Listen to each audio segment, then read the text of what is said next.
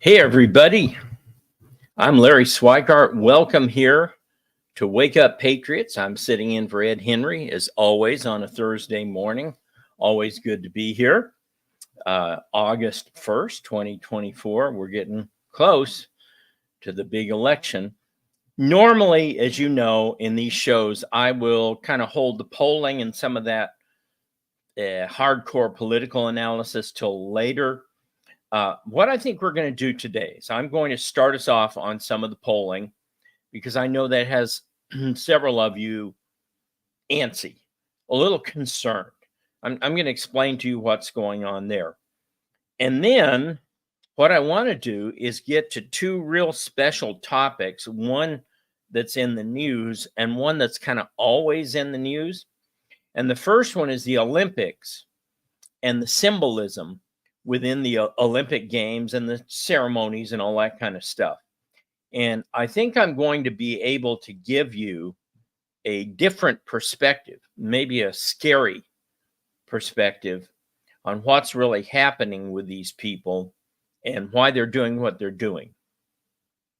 And then toward the end of the show, this is historical, but it's very relevant.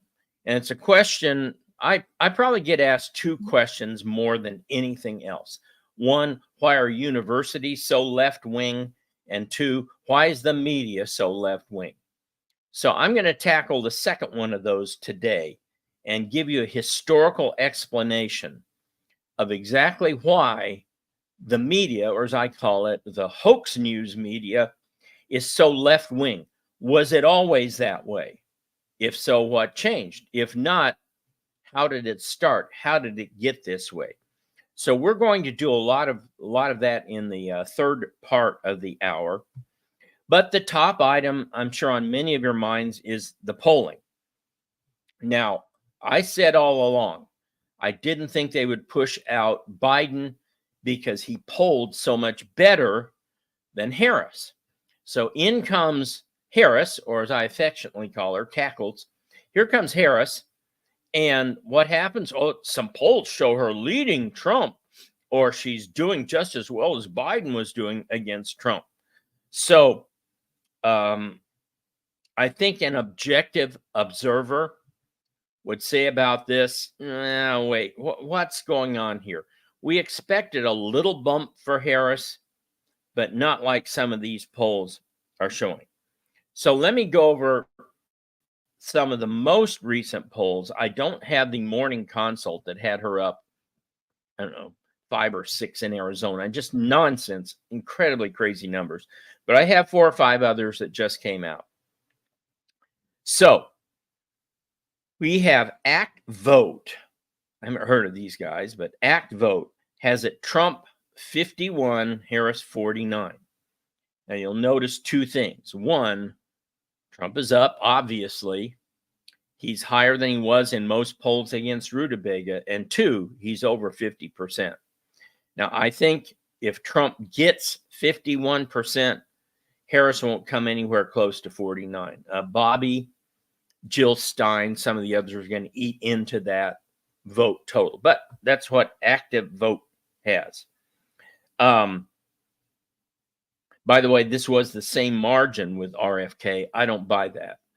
I think that with the exception maybe of a couple of counties in Pennsylvania, Bobby draws votes disproportionately from Democrats. All right. Second poll, McLaughlin. Now, this is considered a conservative pollster, and they have it at Trump 47-45, saying 2-point edge. But when you introduce Bobby in this one, it's only a 1-point Trump edge. Again, I don't see that. Bobby takes from Harris every place except a couple of very specific counties. But that's what they say. Civics has Harris at 49, Trump at 45. You go, oh my gosh, oh, this is horrible. Well, wait a minute. To get that number, to get a 4-point Harris edge, Civics had to use a Democrat 5 that is sampling 5% more Democrats than Republicans. to get Harris up 4. Now, most of the polls I'm seeing have a even or even a 1% Republican national advantage at this point. Some are more. So I think you can effectively say that the Civics poll, Trump is probably up if they weight it just according to what national weights are. We have Reuters Harris. We have Reuters, because there's a Harvard Harris. We have Reuters, and they have Harris at 43, Trump 42. Then we have just today out Harvard Harris. Yes, Harris is part of that poll name, Harvard Harris, and that has Trump 52, Harris 48. Now, there's another of these polls where you've got Trump over 50%. I think that's huge because what we had yesterday come from Richard Barris, who I think is the very best. He had Trump up, but also he had Trump at almost 52% approval. Now, folks, this is the highest approval number for President Trump ever. He is constantly improving his approval numbers among Americans. Increasingly, as they look back and they see the Trump years, they look back fondly and they go, oh, those were the days, my friend. I thought they'd never end, right? So he's getting a push up from just the fact that people have nostalgia about the pre-COVID Trump years. Now, there was this one, Change Research. I've never heard of these guys. So I'm just giving you all of them that I can find, okay? And they had it between 18 and 30-year-olds that Harris was way up 53 to Trump 29. Now, the reason I'm giving you this is it's unusual. All the other polls show Trump either leading in this group or drastically cutting the edge Biden had in 2020 in that group. So needless to say, I don't buy that. So now listen to this. I'm not going to give you a whole lot of state polls, but you had to hear this one. Oregon, Harris 49, Trump 44. A mere 5-point lead in Oregon. I don't know what Biden was. I'm guessing it was 15, 16, 17 points in 2020. So that's huge. That's almost within margin of error. Margin of error is usually about 3.5 points. So this is almost within margin of error. We have a PPP poll with Trump up 49 to 47 over Harris in Arizona. Now, Pennsylvania in this PPP poll was Trump up 1. Georgia had Harris up 1. There's no way.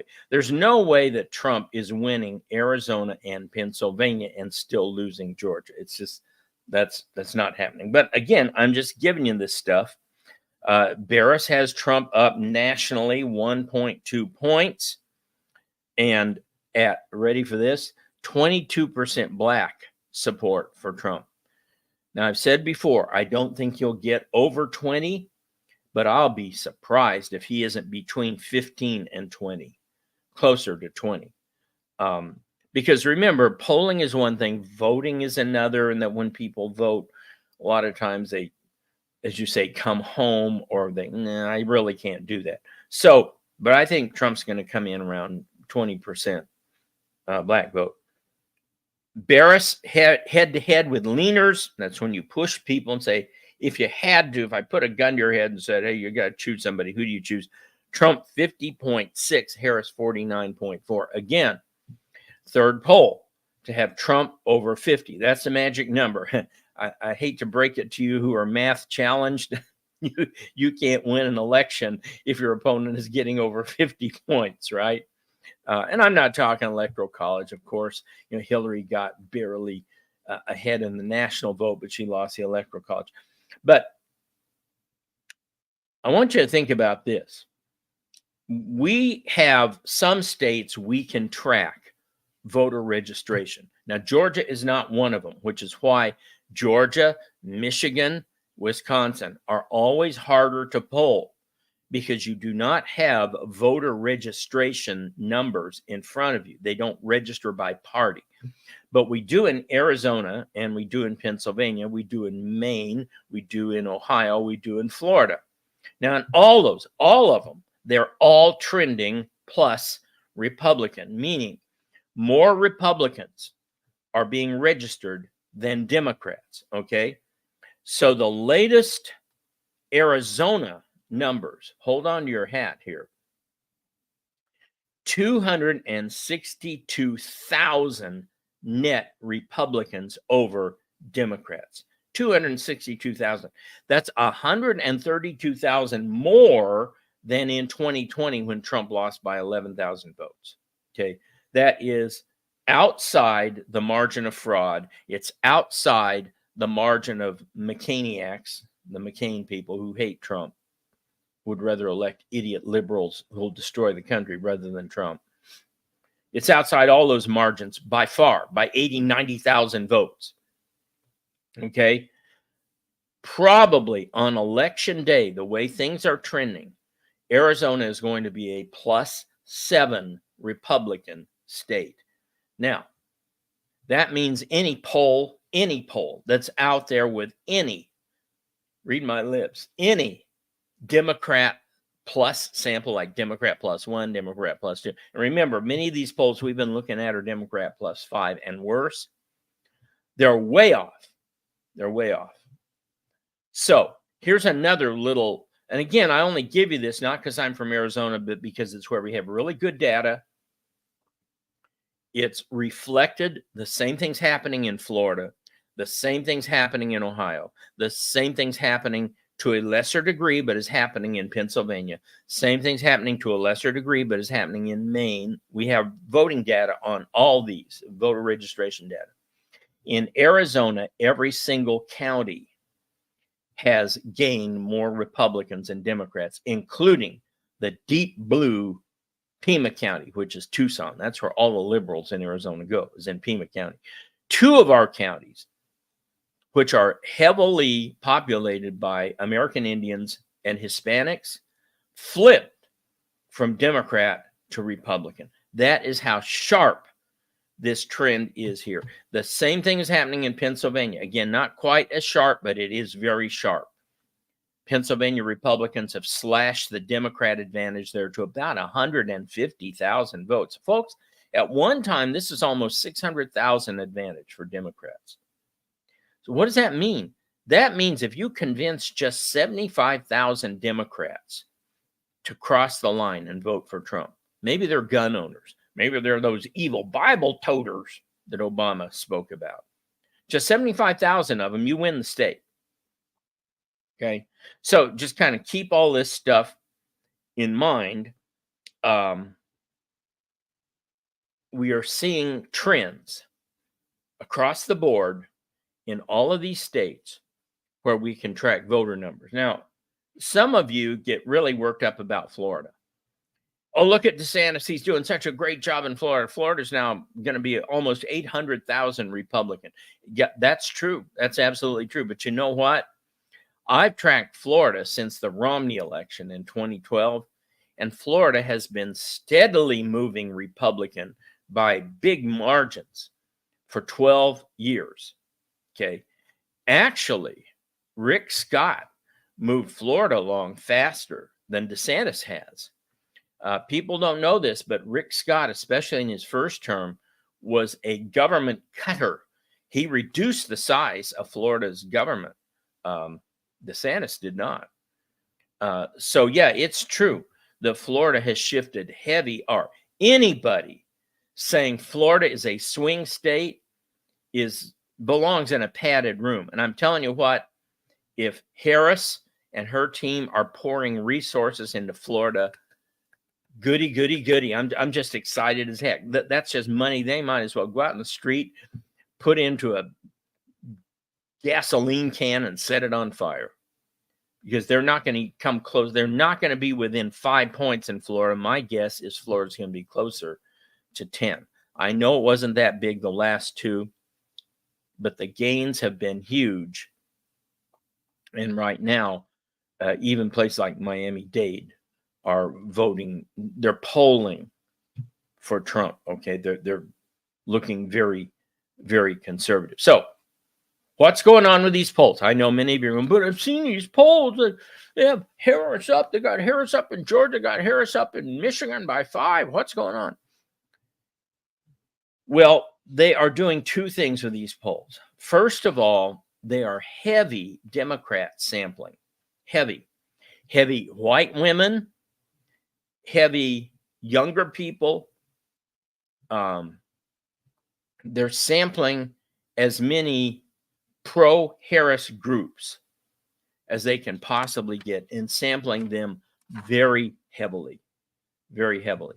I saw one poll that was a Democrat plus 9. Democrat plus 9. Now, remember, Pennsylvania now is a D plus 1, maybe 2. So you're oversampling Democrats in Pennsylvania by 7 points.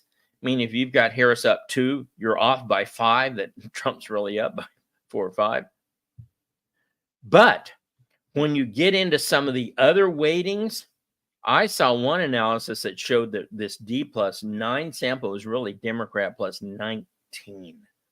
This is how bad they are doing this. They're oversampling Democrats massively. Now, why are they doing this? Obvious. The word came down from on high. Harris is our candidate. They aren't going to be able to switch her out. I know I said that about Biden, but the Democrats are saying it now, that they can't switch her out, that she is the only one, ready for this? She's the only one listed on the early virtual ballot. So there's not going to be a switch out there. It's Harris, and it's obvious. They realize they can watch a clock too, and they know that they're running out of time. We're already in August. Within 25 days or so, they're going to have to start printing preliminary ballots to be proofread. The primaries are over. Arizona had its primary on Tuesday. Primaries are over. So now they've got to print the early ballots to be proofread. You don't just print a ballot and send it out. Okay, you have to print a ballot, sample, send it to everybody who's on the ticket, right down to garbage collector. A, to make sure you're spelling their name right. B, to make sure you have the party affiliation right. And C, to make sure that you have them running for the right office. I mean, you don't want to have Carrie Lake, who should be running for senator, running for dog catcher or something, right? So they have to print these up by the end of August and send them out to all of the campaigns and all the candidates to be proofread. And those people get about a week. It's a quick turnaround. They've got to turn them around in about a week in order to say, yeah, you got everything right, or no, you spelled my name wrong. And they send those back in toward the middle to late part of August. Then you've got to start printing up the early ballots, because the early ballots must be mailed, at least in Arizona. I think most states are the same. I think Ohio is the same. Early ballots must be mailed out no later than about October 7th. So you have to have all of those printed ballots that have been proofread and corrected back in your hands by about the second, at the very least, third week in September, in order to print the ballots up in sufficient numbers to send them out. I think last year, 60% of the ballots were early or absentee ballots. Election day only accounted for about 40%, right? So these have to go out. And once they go out, you're really, really stuck, because now if you've got Harris's name up top and somehow they force her out, what's going to happen to all these ballots that come back in that are mailed back in for Harris? Well, some states don't count them. Ohio doesn't count them. If the candidate who is on the top of the ticket on election day is different from the candidate who's on the early or absentee ballot, they won't count them. Think of the chaos there. So the Democrats know this. They know this. They've settled on Harris. Therefore, they have said to the pollsters, do your job. You need to get us some excitement. You need to get people here ready to go to vote for Harris. The other thing that's happening here is what we call a response bias.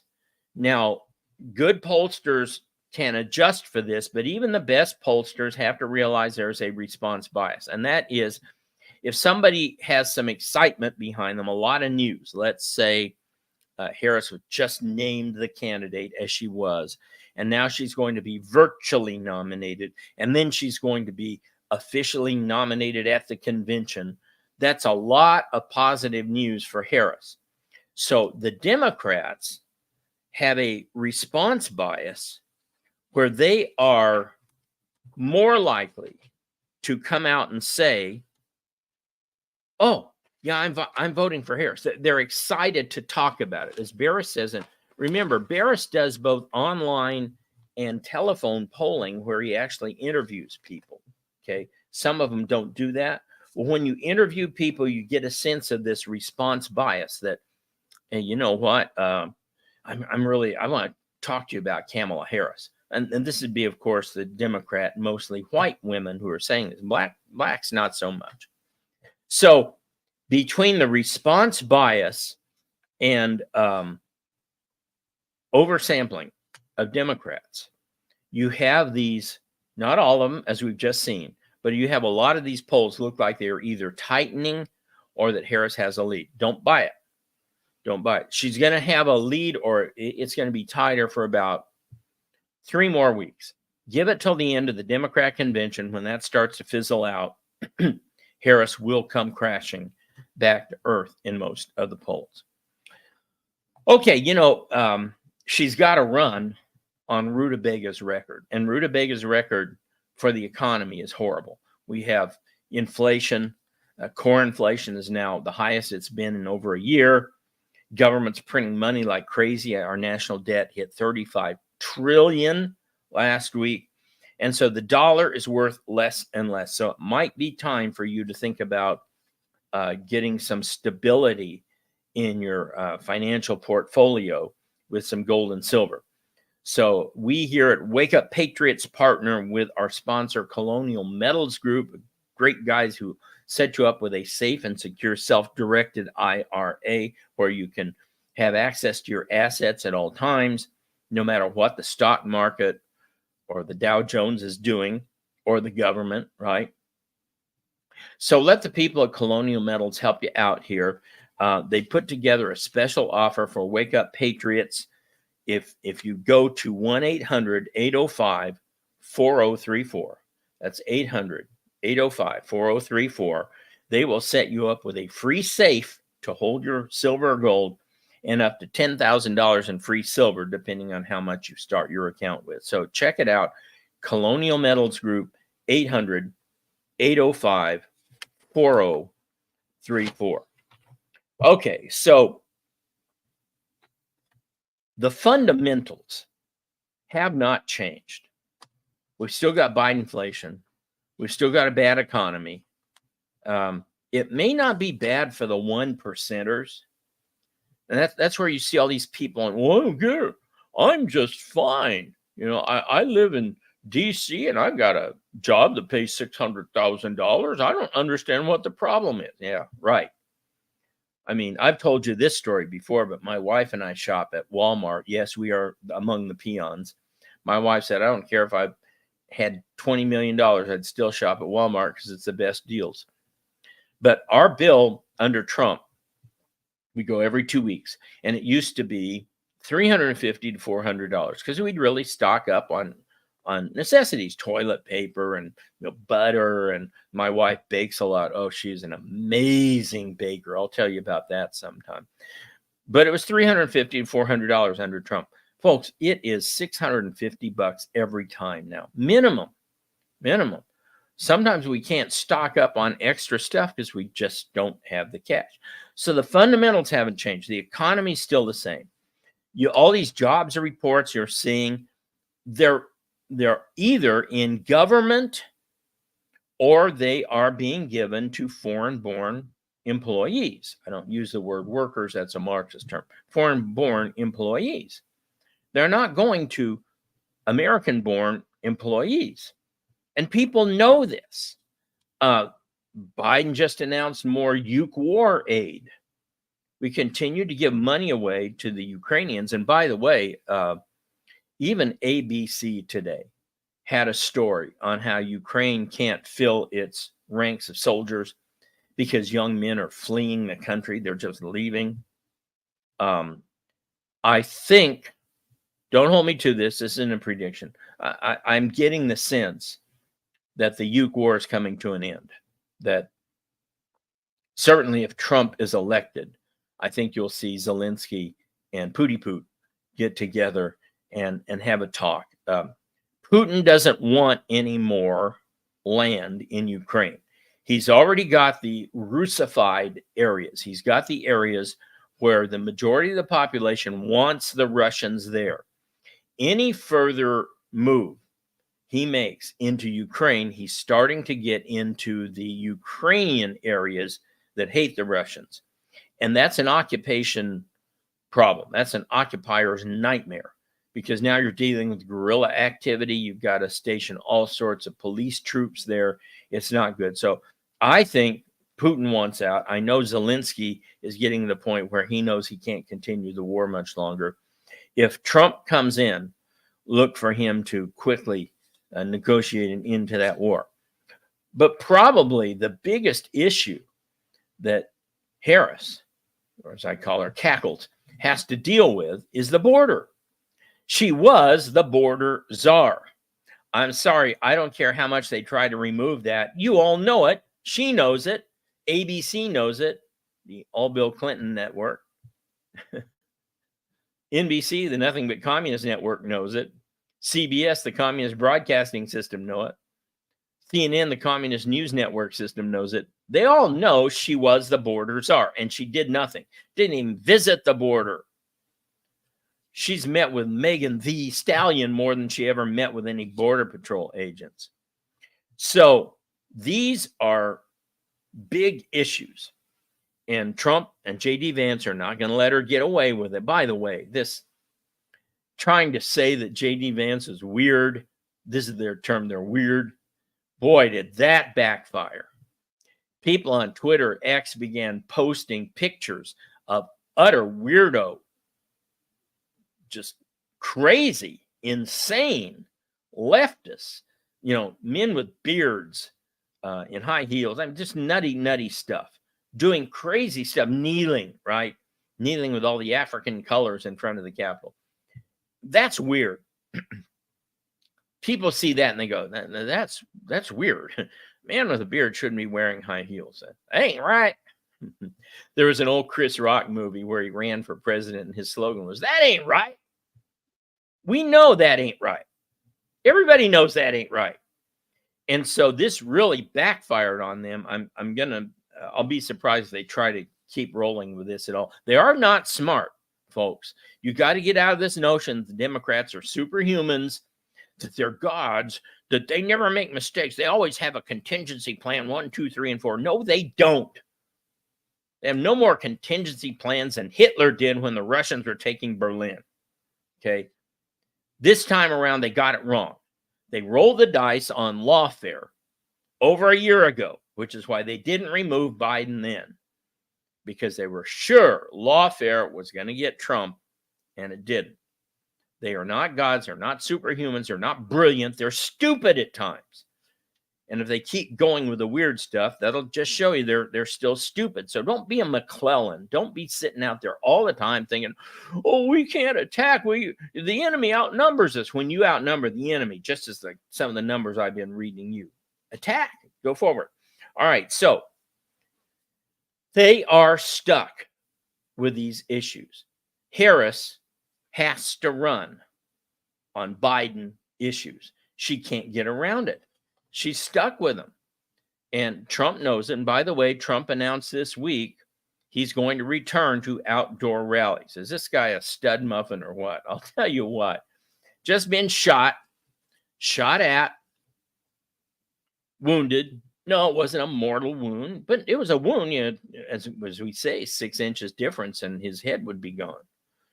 And he's going right back out on the campaign trail to these big outdoor rallies.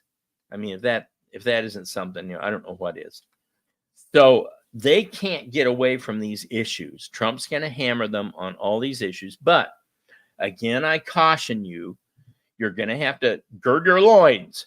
You're going to have to set your feet, put on the full armor of God, because for the next 3 weeks still, there's going to be this honeymoon blush for Harris. And you're going to see all sorts of polls saying she's close or she's in the lead. And again, you've got to understand these are all just Democrat +2, Democrat +5, Democrat +20 polls. And they're hoax polls. Okay. And I'm going to talk about this in a respect of journalism here in another minute. So the fundamentals haven't changed. Just steel yourself for a few weeks of garbage, and then things are going to start shaking out. One of the reasons the pollsters are going to get more accurate is as we get closer to the election, they don't want to be seen as really, really wrong. Remember that when they're not doing election polling, these pollsters work for big companies, and they can't be seen as having bad results. A company's not going to hire somebody who had Harris winning by 5 and she loses by 2. No, I'll find some other pollster who got this closer than you did, because this is just bad polling. So steel yourselves, get ready for about 2 or 3 more bad weeks. Democrats are going to have their little convention. So speaking of that, let me do this. Let me do our ad here, because I want to get into the Olympics. And I'm going to show you some stuff about the Olympics I think that will raise the hackles on the back of your neck. So let's talk just a little bit more about colonial metals and why it'd be very good for you to broaden your portfolio and protect yourself. I'm a business economic historian. My PhD was in banking history. And did you know that at one time, anybody could print money in America? Anybody, but especially banks, railroads, and fire insurance companies. Did you know that? You've heard phony is a $3 bill. Well, I've seen $3 bills. They are real. Banks used to print $3 bills. And there were hundreds and hundreds and hundreds of banks across America that printed money. You go, well, why would anybody take money from a bank? Because it was backed by gold and silver. Gold and silver has always been a resource that guarantees the value of money. Even if you don't want to carry around gold and silver, if you got gold and silver, it's a backup, and you always have that degree of security and safety. So let Colonial Metals Group help you out here. Talk to one of their specialists. They've got a self-directed IRA that can help you. You'll always have access to your assets. You're not going to worry about, I can't get a hold of my gold or silver. No, you'll be able to. They've got a plan at Colonial Metals where you can get a free safe and up to $10,000 in free silver if you get in with one of their plans. So give them a call, 800-805-4034. That's 800-805-4034. All right. Get ready for the Democrat National Convention, because it's going to be a freak show.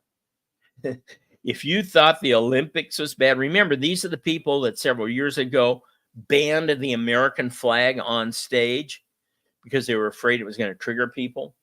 Remember, these are the people with Obama rebuilt the throne of Satan and kind of the Parthenon Greek god setting for Obama. So they know what symbolism is. All right. So the Olympics, if you watched, or I'm sure you've heard about this, the Olympics opening ceremonies had a trans and homosexual depiction of the Last Supper with bearded ladies and bearded men acting as ladies and all sorts of things like this. It utterly shocked so many people. One of the main sponsors, a tech company, just pulled out of all of their ad sponsorship entirely. No, we're not going to pay for this kind of garbage. Here's the thing. They issued an apology And their apology was basically, ready for this? We didn't know we were hurting people's feelings. We didn't know we were offending Christians. Now, think about that for a minute. They could be lying, but I don't think they are. I really think they didn't know this offended Christians. However, ask yourself this: would they have mocked Muhammad with a whole bunch of Muhammad crazy pictures, like in high heels or drag or stuff like that? Huh? Would they have done that? No. Why? They would have known that offended Muslims. Why? Well, because a few years ago, a Muslim killed a bunch of people that did cartoons about Muhammad there in Paris. It happens all the time. In Islamic countries, you cannot have a depiction of Muhammad. You'll get killed. So when they say they didn't mean to offend, it means that they generally didn't understand why would this hurt Christians' feelings? Why would this cause Christians to feel like they're being mocked? And they don't know, because they live in a bubble that is so astoundingly narrow. They have no idea how ordinary Christians live. Now, some of them may be not practicing Catholics, but I guarantee you that in the planning group, the board that planned that ceremony, I guarantee you there aren't 5 evangelical Christians. If there are any who call themselves evangelicals, they're probably part of these woke denominations that have, lesbian pastors and all that kind of stuff. So, question you need to ask is, are they aware of what they are doing? They may not be aware of who they are offending, but are they aware of the symbology, of the symbolism that they are using in these ceremonies? And I want to give you some examples here as to how I think they are absolutely aware of what they are doing. So, have you heard of the Hadron Super Collider at CERN, Switzerland? CERN, CERN, the Hadron Super Collider at CERN. It is a super collider that, according to one of the founders, was designed to open portholes or black holes to other worlds. And he said, we don't know what will come through. I know what's going to come through a black hole. It ain't going to be pleasant. Ever see the Avengers, where Loki opens that hole and all those Chitauri things come through? Yeah. That's what's coming through. All right. Well, what's out front of the buildings at CERN? Do you know? There's a statue. Do you know?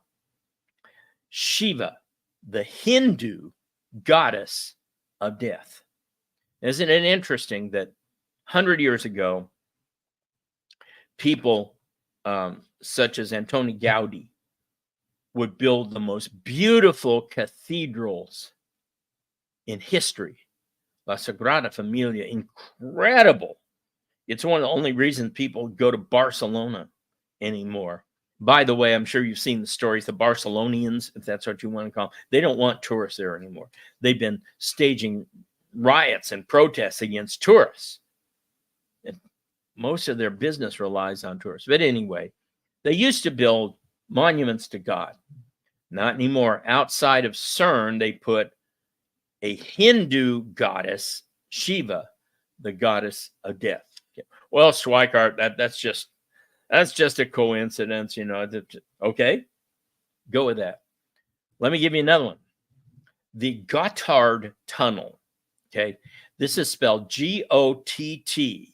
Gotthard. Now, when you get a minute, I want you to Google the Gotthard Tunnel grand opening on YouTube.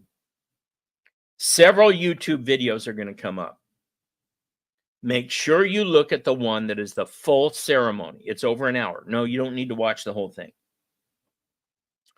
But watch starting about 35 to 45 minutes in. Start watching there. And what you're going to see are a bunch of people in Marxist Leninist worker clothes, like the kind you see on people on a factory floor. And they are trying to climb up this giant mountain that's superimposed on a screen there. The screen's gigantic. I mean, I can't tell you how big the screen is, the size of a small building. And they have this mountain superimposed on. Well, they're trying to climb up, but they keep falling to their death. They can't do it. The screen image of the mountain, the rock, soon turns into a giant eyeball.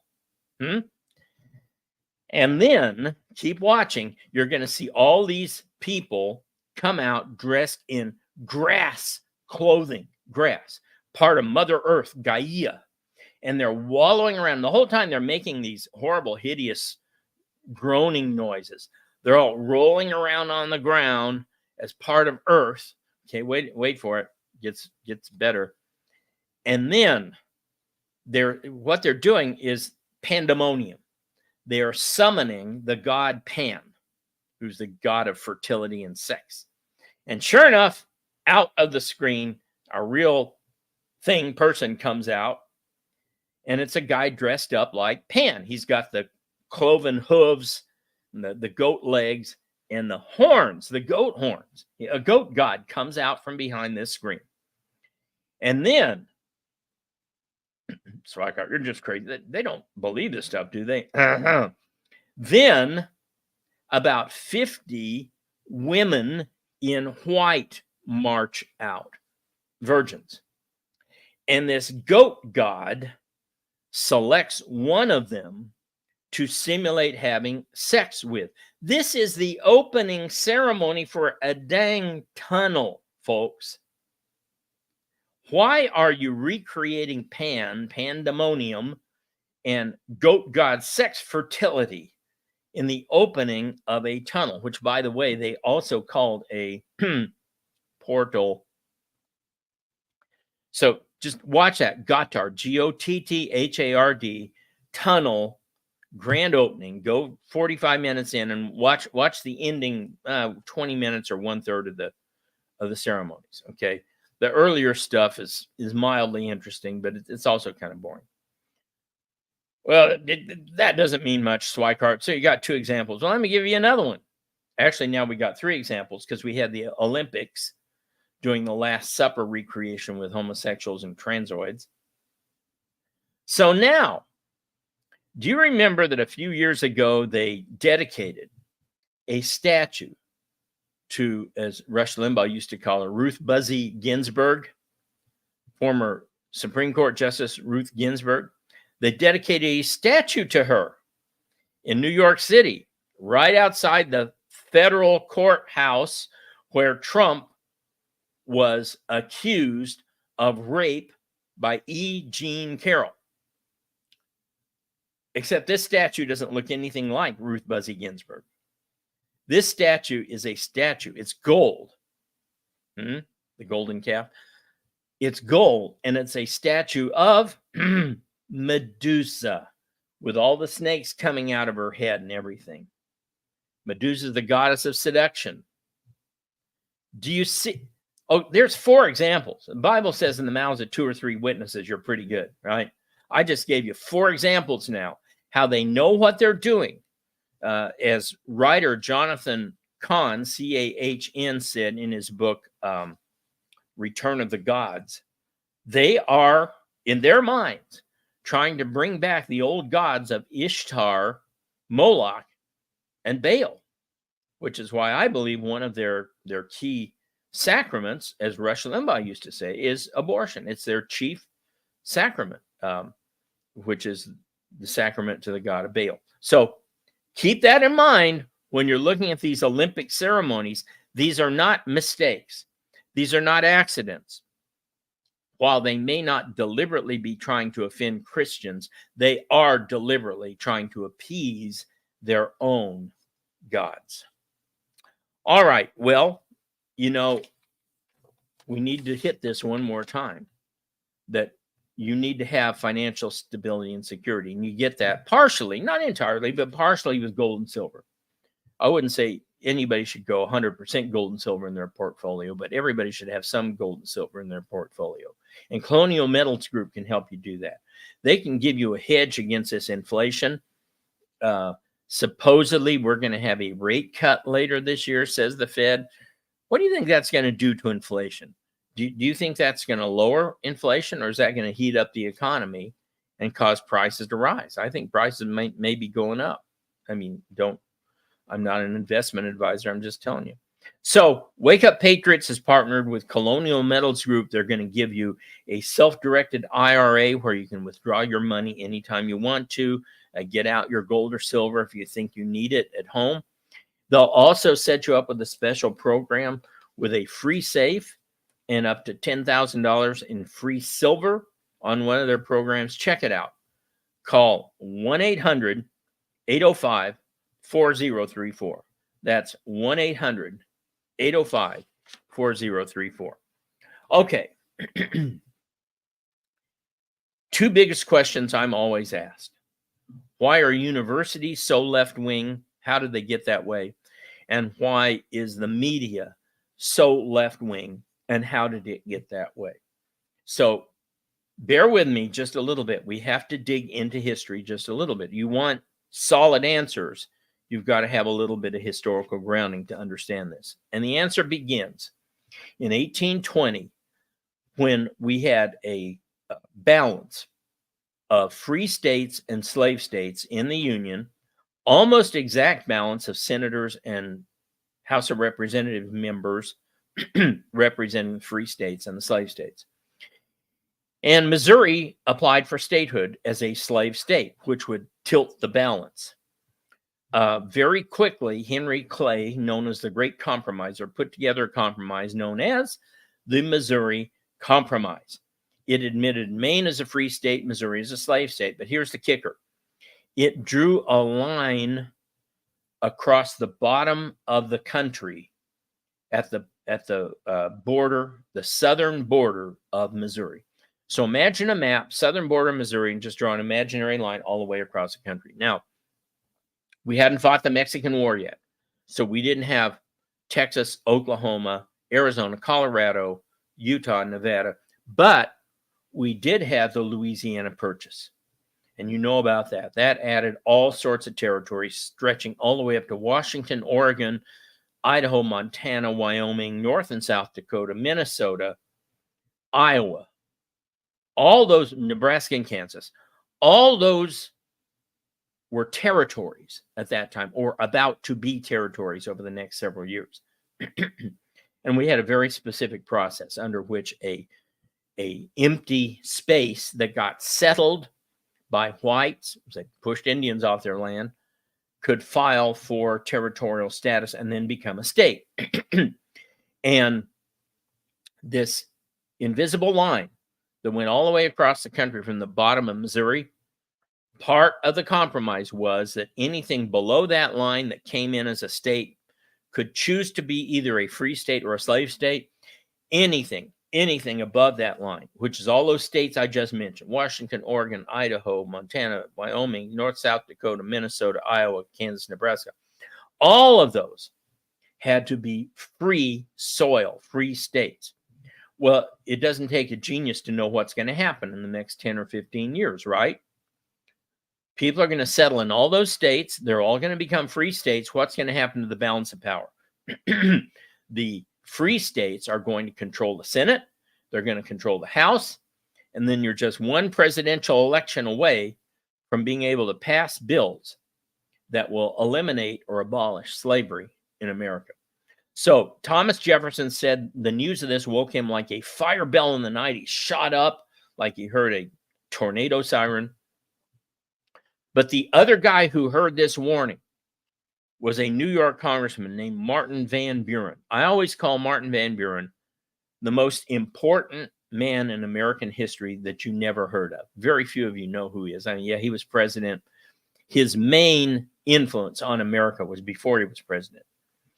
And he saw this Missouri Compromise as the death knell of the Union. That's what Jefferson called it, because it was going to alter the balance of power between the free states and the slave states, and it would eventually cause a civil war. So Van Buren, with good intentions to prevent a civil war that he saw coming, created a brand new political party, the Democrat Party.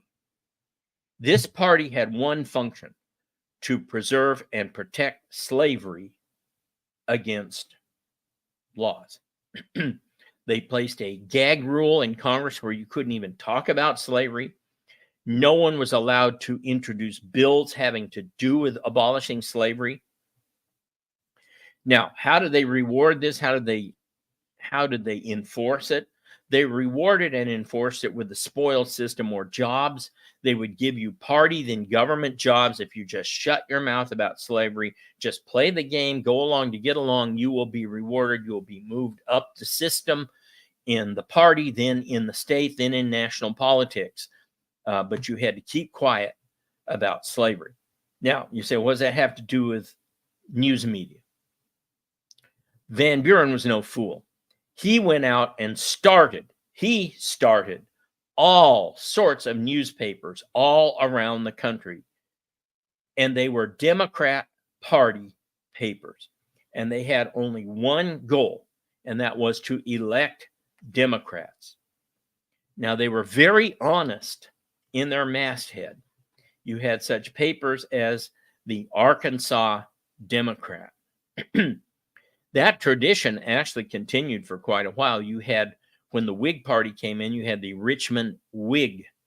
As late as 1900s in Arizona, we had the Arizona Republican paper. Later, it changed its name to the Arizona Republic, but it used to be the Arizona Republican because it promoted Republican ideas. So back to Van Buren. Van Buren starts hundreds of papers around the country. Now, I'm not relying on my own research. I'm relying on research of two very good journalistic historians, and they agreed that by the late 1830s, 1840s, over 85% of all of the newspapers in America were partisan, meaning they were started and controlled by one party or the other. Well, which party is the Richmond Whig going to support? It's going to support only Whig nominees, Whig candidates. And they would do so by printing only Whig speeches. The Democrat papers would print only Democrat speeches.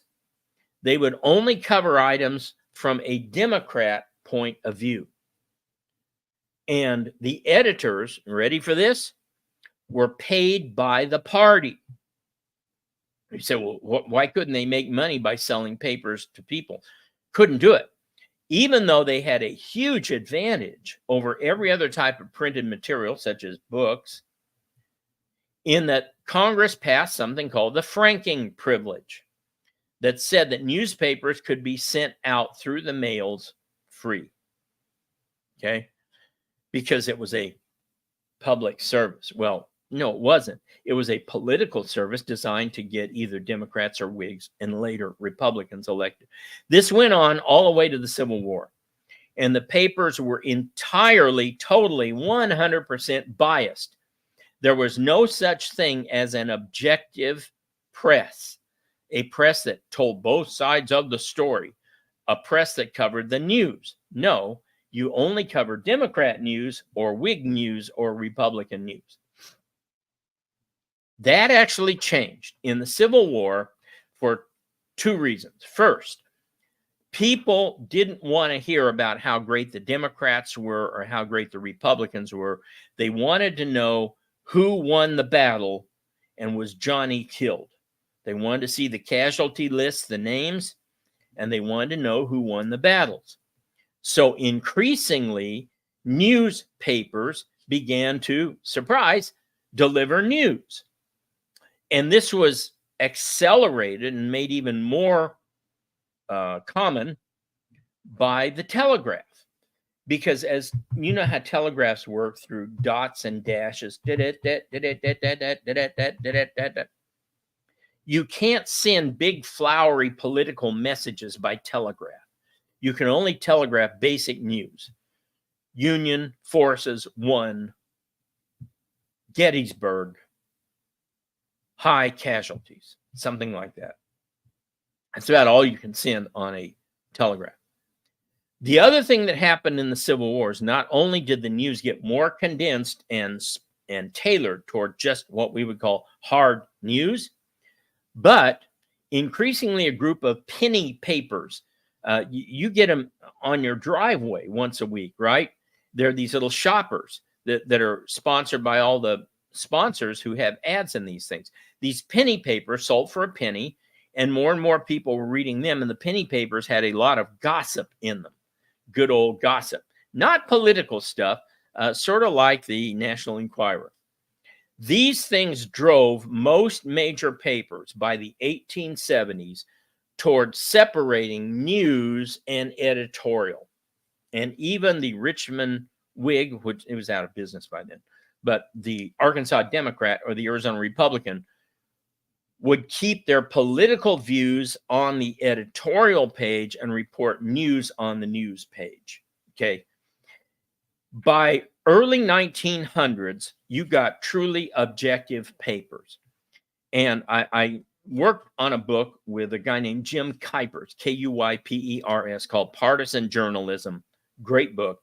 And we interviewed a bunch of people, including a reporter from the Chicago Tribune back in the 1950s, who said that there were 3 rules a reporter had to follow. 1, no unnamed sources. You had to always name your source. That doesn't work anymore.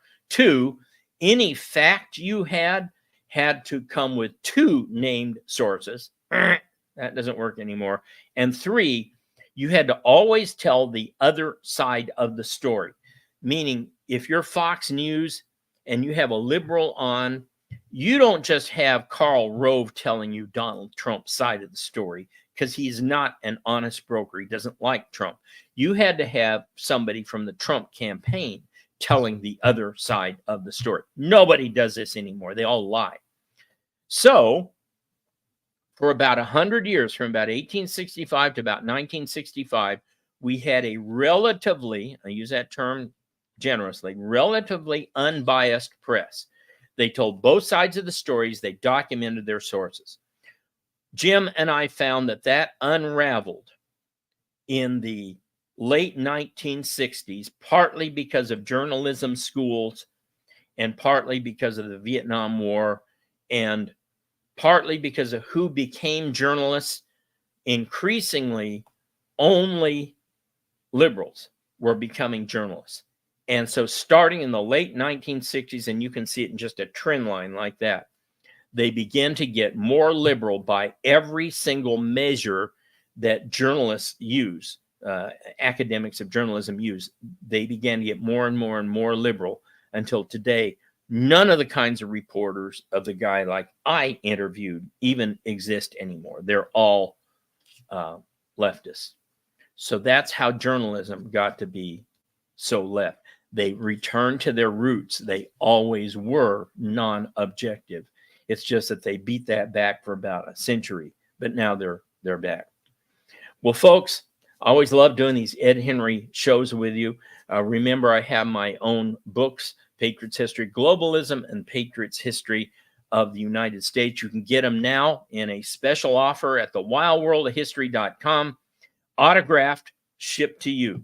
So check out our book offers there. Remember also, I have a full U.S. and world history curriculum if you're a homeschooler or if you're an educator of any sort, because they all come with videos. The U.S. history course has 22 videos taught by me, maps, charts, the whole ball of wax, teaching every chapter in Patriots history. The world history course has 15 videos taught by me. So check it out. Even if you're a public school teacher, these videos can help you. They will help you round out your courses and present a different side of many of these issues. So check it out.